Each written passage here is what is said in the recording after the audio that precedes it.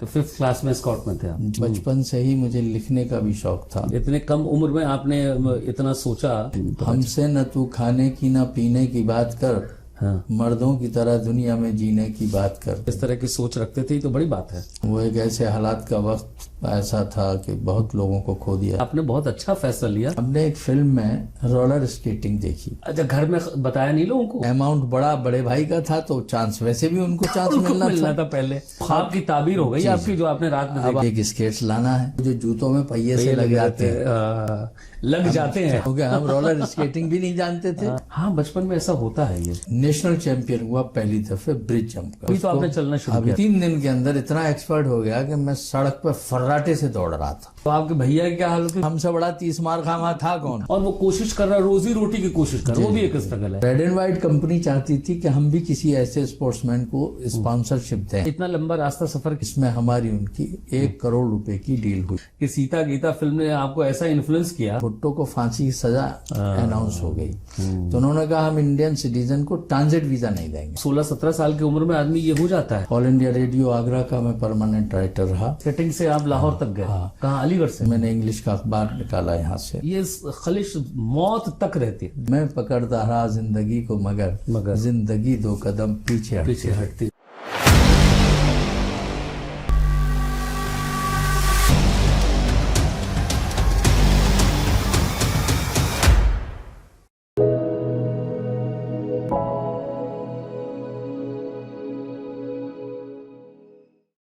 नमस्कार, मैं शाहिद इमाम आप सभी का खैर मकदम करता हूं अपने प्रोग्राम यादों के सफ़र में।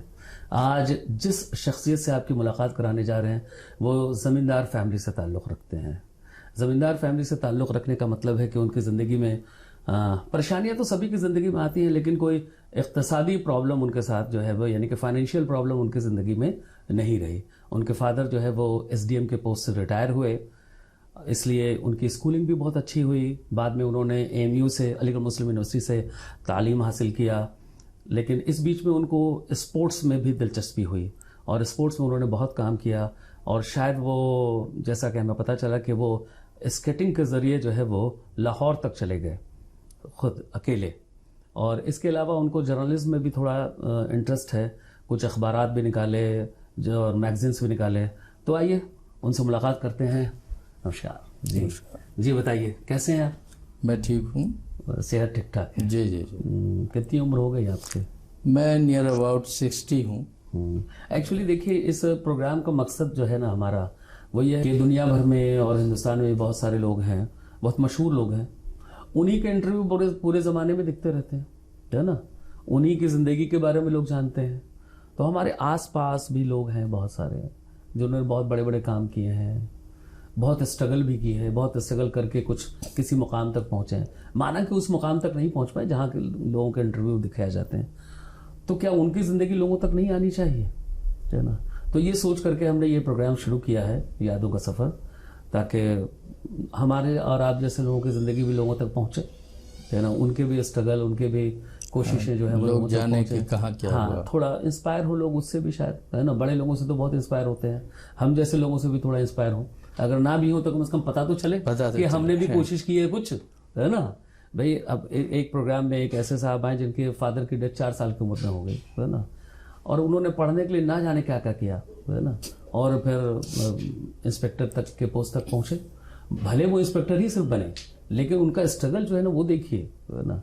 तो इसलिए जो है वो इस मकसद से ये प्रोग्राम हमने शुरू किया है। थोड़ा अपने बचपन की ज़िंदगी के बारे में बताएं। आपकी पैदाइश कहाँ हुई? मेरी पैदाइश जब फादर हमारे एटा में तहसीलदार थे। अच्छा, एटा। हाँ, तो वहाँ पर मेरी पैदाइश हुई। जी जी। तो चूँकि वो सर्विस में थे तो आप जानते हैं कि सर्विस में ट्रांसफर्स होते ही रहते हैं। तो इसलिए हम लोगों के हमेशा जब उनका ट्रांसफ़र होता था तो पर्टिकुलरली एक जगह तो रह ही नहीं रहे। जी जी। तो वहाँ से फिर वो अनूप शहर पहुँच गए। अच्छा। तो शुरुआती स्कूलिंग। आपका घर वैसे कहाँ है? घर तो मेरा आबाई घर जो मतलब आज की तारीख में पैदाइशी मतलब, है ना, मतलब जो आप होम डिस्ट्रिक्ट कह सकते हैं। जी जी जी। तो दरअसल हम लोग बिलोंग करते हैं, आगरा के पास एक गांव पड़ता है सांधन खेड़ा। अच्छा अच्छा। वहाँ पर जमींदारी है। आबाई वतन वही है जी, आपका। जी। जी जी जी। तो वालिद साहब हमारे चूँकि सर्विस में थे, तहसीलदार थे, जी जी। और बाद में एसडीएम से रिटायर्ड हुए। तो बचपन तो हमारा इन्हीं उसमें रहा है कि जब वो सर्विस पे थे तो जहाँ वो होंगे वहीं से जाहिर हो तो जाएंगे तो अनूपशहर रहे। इस तरह से के आप- बाद जी जी ट्रांसफर बदायूं रहे। उसके बाद फिर सहारनपुर जिले में तो आपके वालिद साहब अभी जिंदा हैं? नहीं, वो इंतकाल हो गया। एक्सपायर हुए भी उनको अच्छा। लगभग मैं समझता हूँ 15 साल से ज़्यादा हो गए। तो आप अभी कहाँ रहते हैं? अभी हम यहाँ सिविल लाइन में, अलीगढ़ में ही मतलब? जी अलीगढ़ में, रहते हैं। ठीक है ठीक। यहीं पर रिहाइश है और गांव के नाम पर ही कोठी का नाम है साधन हाउस। अच्छा, साधन हाउस। शौकत मंजिल के पास। स्कूलिंग वगैरह के बारे में थोड़ा बताइए। हाँ, मैं आपको बता रहा था कि सहारनपुर में गंगो में HN इंटर कॉलेज गंगो, जब नकुड़ में फादर तहसीलदार थे, वहाँ से हमने हाई स्कूल किया।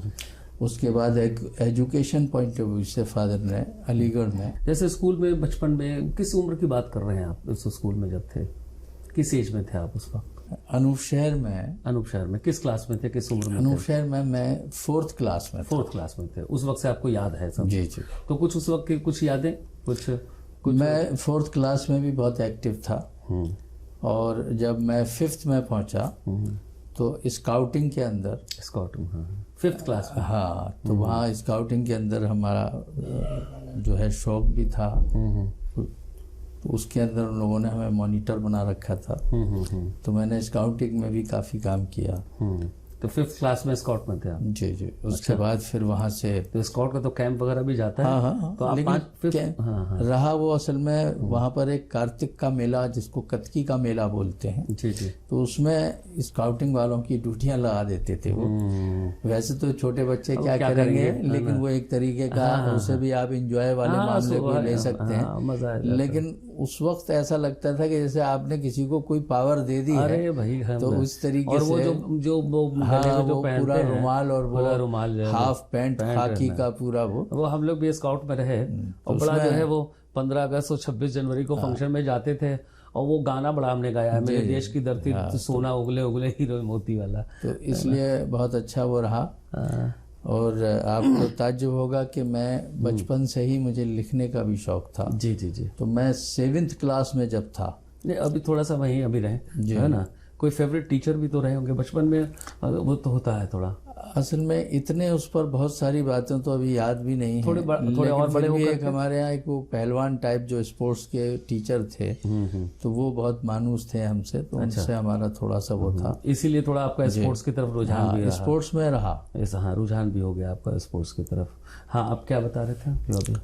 मैं जब 7th क्लास में था तब मैंने लिखना शुरू कर दिया। अच्छा, 7th में ही? जी जी। मैंने उस टाइम सबसे पहले एक कविता लिखी थी। तो पहले तो टूटा फूटा लिखते रहे, जाहिर है, लेकिन आगे चल के बाद में जुड़ने लग गया। और यही वजह थी कि क्या लिखा था, कुछ याद है आपको? हाँ, मुझे याद है। अरे तो सुनाइए थोड़ा सा। हमसे न तू खाने की न पीने की बात कर, हाँ, मर्दों की तरह दुनिया में जीने की बात कर। कमाल है, इस 7th क्लास में लिखा? जी जी। बहुत अच्छा। मत मास को लंदन न मदीने की बात कर, मर्दों की तरह दुनिया में जीने की बात कर। सचमुच में आपने 7th में लिखा है? जी जी, मैंने बहुत लिखा है। मैं नीरज के साथ बहुत कवि सम्मेलन अटेंड किए। अच्छा। इसके अलावा मैं ऑल इंडिया आगरा का, इसी को पहले थोड़ा सा और सुना दीजिए, है ना, क्योंकि आपके इतने कम उम्र में आपने इतना सोचा, इस तरह की सोच रखते थे, तो बड़ी बात है। हाँ, वो आपने भी सवाल किया था ना कि उस टाइम गाना होता था, लोगों को देशभक्ति का वो था। बिल्कुल, देशभक्ति। तो उस टाइप की चीज जब दिमाग में थी तो इसीलिए मैंने वो लिखा। जी जी जी। कि हमसे न तू खाने की न पीने की बात कर, मर्दों की तरह दुनिया में जीने की बात कर। क्या देवता पैगंबरों का पूछता पता, इस प्यारी मातृभूमि का कण कण है देवता।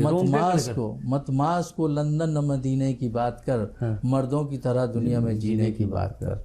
वो जो स्टैंजा, हमसे न तू खाने की न पीने की बात कर। बहुत अच्छा, बहुत अच्छा।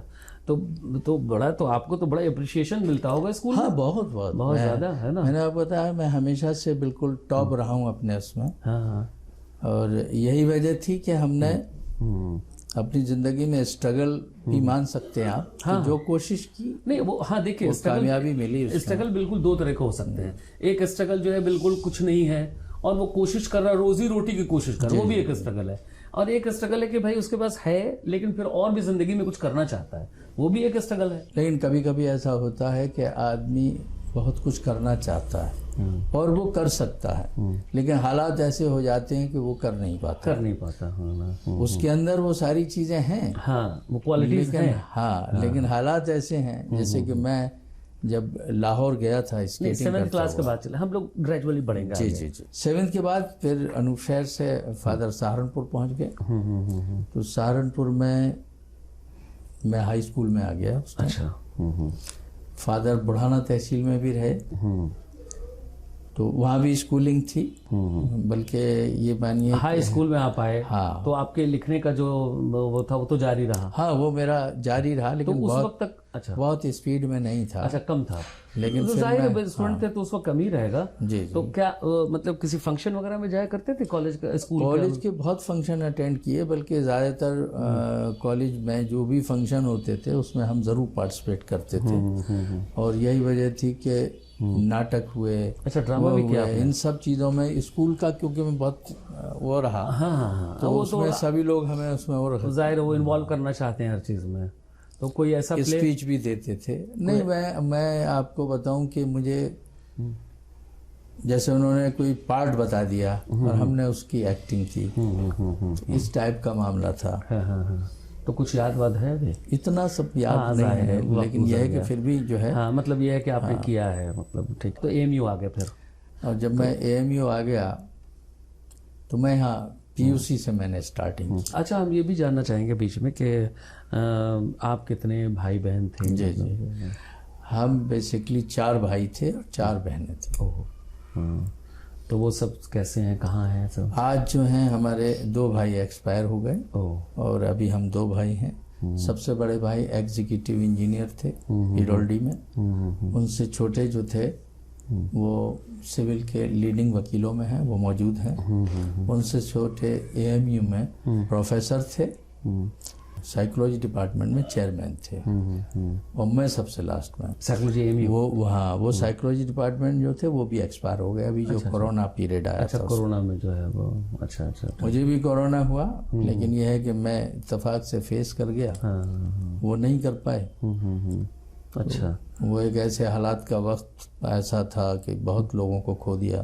हाँ बहुत ज़्यादा लोग थे, सब थे। अच्छा, तो फिर AMU की ज़िंदगी कैसे गुजरी? क्या किया आपने AMU में? एडमिशन किस चीज़ में लिया? AMU में मैंने PUC से स्टार्ट किया। PUC उस वक्त होता था। और हिंदी से मैंने MA अच्छा, हिंदी में किया है, लिटरेचर में। अच्छा, MA किया हिंदी में। इसीलिए मैंने बताया, चूंकि लिखने का भी शौक था, फिर मैं लिखता तो रहा। जाहिर है लिटरेचर में आपका इंटरेस्ट होगा। ऑल इंडिया रेडियो आगरा का मैं परमानेंट राइटर रहा। अच्छा। और बहुत लंबे टाइम मैंने वहाँ पर स्टोरी, कहानी, गीत, गज़ल, ये सारी चीज़ें उसमें की। अभी पिछले 4-5 सालों से मुझ पे टाइम इतना नहीं रहा, फिर मैंने वहाँ जाना बंद कर दिया। अच्छा। लेकिन यह है कि कवि सम्मेलन काफ़ी अटेंड किए हमने, जो नीरज के साथ में बहुत रहा। लेकिन बाद में वो भी हमने कम कर दिया, क्योंकि एक बड़ा दिलचस्प वाक़या था। तो वही दिलचस्प वाक़या कुछ सुनाइए ज़रा। देखिए, वो दिलचस्प वाक़या ये था कि आप जानते हैं कि इंटेलेक्चुअल लोग तो बहुत सारी चीज़ों को पसंद करते हैं, लेकिन जब किसी पर पैसा अचानक आ जाए और कोई किसी को ये राय दे दे कि आप ये वाला प्रोग्राम करा लीजिए, तो इसी तरीके से वहाँ पर शिकोहाबाद में एक मार्केटिंग कुरैशी लोगों ने बनवाई थी। अच्छा। उसमें किसी ने कहा कि भाई आप जो है कवि सम्मेलन का मुशायरा करा दीजिए, बड़ा अच्छा मामला रहेगा। तो आप जानते हैं कि मुशायरे और कवि सम्मेलन में जब प्रोग्राम होता है तो उससे पहले जो है वो जो लोग कवि हैं या शायर हैं तो उनसे उनके बारे में पूछा जाता है कि आप क्या चार्ज लेते हैं। अच्छा। क्या वो है, जब उनसे ओके हो जाता है तब वहाँ पर फाइनलाइज कर देते हैं। तब उनको वो डेट फिक्स हो जाती है। एग्जैक्टली। तो वहाँ से सब लोगों की बात हो गई, किसी ने राय दी। अब सारे कवि लोग और सब लोग वहाँ पहुँचे, मुशायरा और कवि सम्मेलन शुरू हो गया। बहुत बढ़िया चल रहा था। जब वो ख़त्म हुआ तो जिस आदमी को 1000 मिलने थे उसको उन्होंने 500 दे दिए। मतलब यह था कि कम कर दिया, इतने कम कर दिए कि उस पर वहाँ मार पिटाई की नौबत आ गई। और जब वहाँ झगड़ा शुरू हुआ तो बोले ये तुम लोग गले फाड़ फाड़ के यहाँ चिल्लाते रहे, ये कोई इतने पैसे की वो थोड़ी है। हम तो अगर किसी को पैसा दे देंगे तो सुबह शाम तक चीखता रहेगा, तुम लोगों की औकात क्या है। और मतलब यह है कि वहाँ फिर बाकायदा मार पिटाई भी हुई, कई लोगों को मारा पीटा उन लोगों ने। अच्छा। और नतीजा यह है कि इंटेलेक्चुअल मामला एक दूसरे मामले में बिल्कुल तब्दील हो गया। लेकिन अफसोस हुआ, आप भी थे उसमें? हाँ, मैं भी था उसमें। तो आप पिटे तो नहीं? नहीं, मैं इसलिए नहीं पिटा कि मैंने पहले ही एक्सेप्ट कर लिया कि भाई ठीक है, मुझे कुछ चाहिए ही नहीं, जो मेरा इंटरेस्ट ही नहीं था, है ना। लेकिन कुल मिला के यह है कि वो ऐसे लोग जो उस चीज के बारे में नहीं जानते हैं, बिल्कुल। तो ये शो ऑफ वाली जिंदगी वाली बात है। हाँ, किसी ने कहा हाँ भाई शुरू करो, हाँ वही वाला। तो ये तो वहाँ की बात रही। मेरे दोस्त हैं, दाढ़ी वाड़ी रखे हुए थे, बिहार की बात है, तो वहाँ दाढ़ी रखे हुए लोगों को मौली साहब कह देते हैं। तो बोले कि मौली साहब कुछ सुनाइए, है ना। तो वो कुछ उन्होंने सुनाया था, तो कुछ बोला तो बोले कि अरे कुछ मुशायरा उसायरा सुनाइए, है ना। तो बोले कि अरे भाई ये तो शेर ही तो था जो अभी सुनाया हमने। तो बोला अच्छा शेर था, तो फिर वाह वाह, है ना। क्योंकि ना वो समझे, ना वो समझ पाए, ना वो समझा सके, वो वाली बात थी। वाह करना शुरू कर दिया। तो इसलिए कुल मिला के जो इंटेलेक्चुअल फील्ड है, जब उसमें रेस्पॉन्स नहीं मिलता तो तकलीफ तो होती है, बिल्कुल ऐसा। तो ये सोचकर बहुत टाइम से तकलीफ हुई, तो और जाना भी बंद कर दिया। कभी सम्मेलनों में नहीं जाते थे, रात भर जागो, ये है। तो चूंकि शौक था, मैंने इंग्लिश का अखबार निकाला यहाँ से। अच्छा। और ये 71 की बात है। हिंदी में आपने में किया था, लेकिन अखबार अंग्रेजी में निकाला। वो इसलिए निकाला कि उस टाइम हमारे एक मिलने वाले थे, उन्होंने राय दे दी। अच्छा। और हमने डिसीजन, क्योंकि इतना ज़्यादा डिसीजन में माहिर भी नहीं थे, मूड बन गया तो वो निकाल दिया। उसमें थोड़ा सा अंग्रेजी अखबार की रीच तो जल्दी, हाँ, उसमें जल्दी हमारा रजिस्ट्रेशन भी मिल गया था, ओकेजन वीकली के नाम से। अच्छा। वीकली अखबार निकाल जी, वो हफ्तावार था।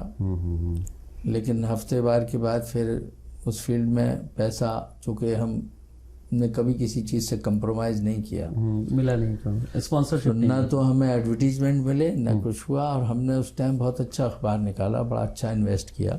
अल्टीमेटली वो अखबार हमारा बंद हो गया। उस टाइम SSP PSV प्रसाद थे मद्रासी, बहुत हमारे अच्छे ताल्लुकात थे उनसे, मुझे छोटा भाई मानते थे। और स्वर्णदास बागला DM थे। अच्छा। तो वो कहते थे भैया आप जो है बाल में खाल निकालते हो, आपका अखबार जो है वो लंबे टाइम रन नहीं कर पाएगा, आप थोड़ा सा कंप्रोमाइज करके चलो।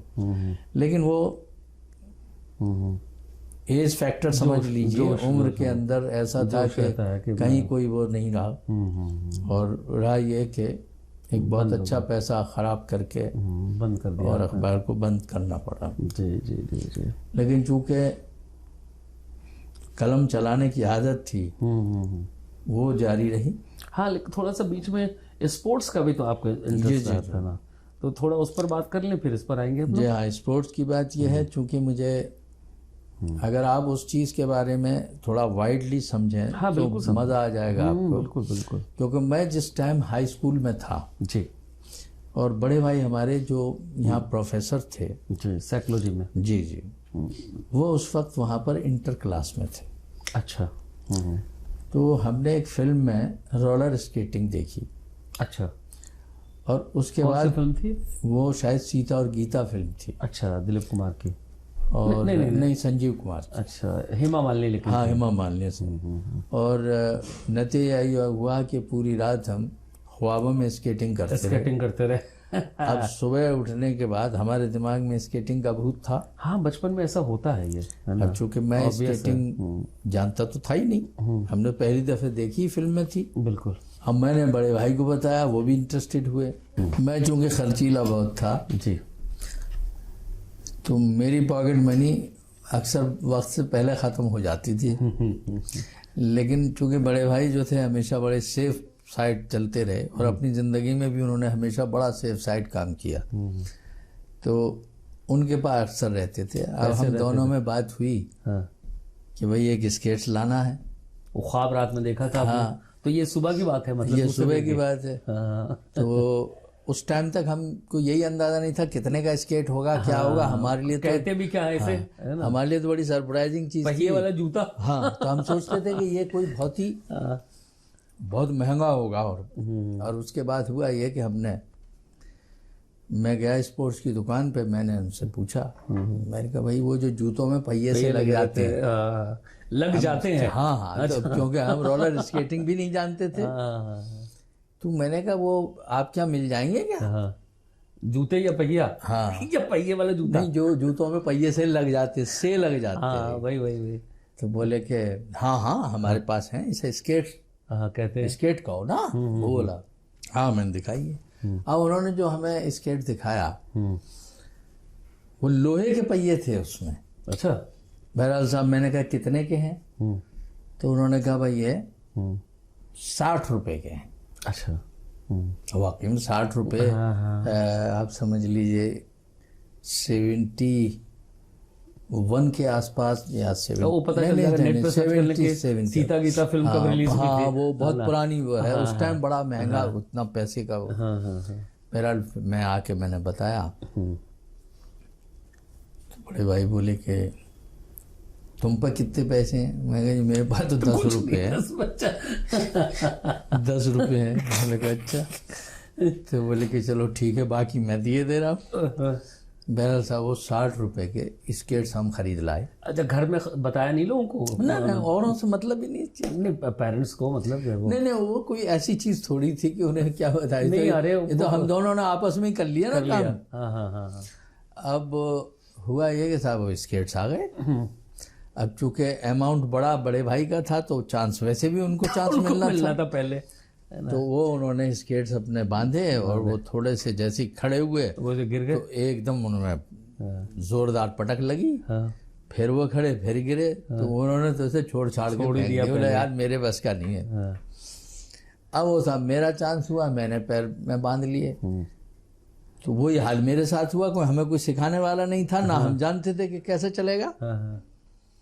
तो मैं 2-3 बार गिरा, लेकिन मैंने हिम्मत नहीं हारी। फिर मैंने करा तो उस दिन में कम से कम 8-10 बार गिरा। तो मेरे कुछ थोड़ी बहुत हल्की सी चोटें भी महसूस हुई। बहरहाल वो पोस्टपोन करके दूसरे दिन फिर सीखने का प्लान बनाया गया। अब दूसरे दिन साहब फिर हम गिरे 2-3 बार, लेकिन इसी गिरागिरी में एकदम वी शेप में पैर अपने आप बनने लगा। तो एक साइड थोड़ा मूव किया, फिर दूसरा इधर मूव किया। तो टेक्निकली मेरी समझ में आया कि ये इससे ही चल सकते हैं। तो जब धीरे धीरे मूवमेंट हुआ तो वो पॉइंट पकड़कर हमने शुरुआत कर दी, चलना शुरू कर और इस तरह से हम चलने लगे उसमें स्केट्स। हाँ, अब जब स्केट्स चलने लगे तो हमें बड़ा मजा आने लगा। स्केटिंग आ गई, लेकिन वो स्केटिंग आना नहीं था। अच्छा। क्योंकि स्केटिंग में तो बहुत ज्यादा गहराई है। बहुत ज्यादा है, पर वो तो अलग है। अब मैंने साहब अभी तो आपने चलना शुरू किया। अब गिरते रहे। फिर मैं 3 दिन के अंदर इतना एक्सपर्ट हो गया कि मैं सड़क पर फर्राटे से दौड़ रहा था। 3 दिन में? 3 दिन में। तो मुझे लगन थी बहुत। तो आपके भैया की क्या हालत हुई? नहीं, वो तो भूल ही गए। उन्होंने दोबारा नहीं करा। नहीं, कुछ किया नहीं, वो तो अलग बात है। हाँ। कुछ कहा नहीं, फिर क्या? नहीं, उन्होंने कहा तुम ही चलाओ, मेरे बस का नहीं है। 50 रुपये उनका डूब गया। हाँ। बहरहाल वो स्केटिंग में बड़ा फास्ट चलने लगा। तो मैं उस टाइम तक अपने आप में ये महसूस करता था कि मुझसे बड़ा स्केटर कोई वर्ल्ड में है नहीं, क्योंकि कोई दूसरा था भी नहीं सामने। अच्छा, ऐसा लगता था आपको?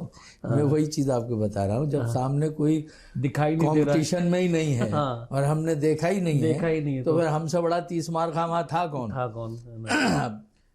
अब आपने देखा होगा कि जो लेडीज और ये सब उस पर तांगे वांगे में बैठ के जो चलती हैं और हम पीछे से चल रहे हैं स्केटिंग पे, तो उनमें से औरतें बोले हाय बहना देख तो उसके पैरों में क्या हो गया है।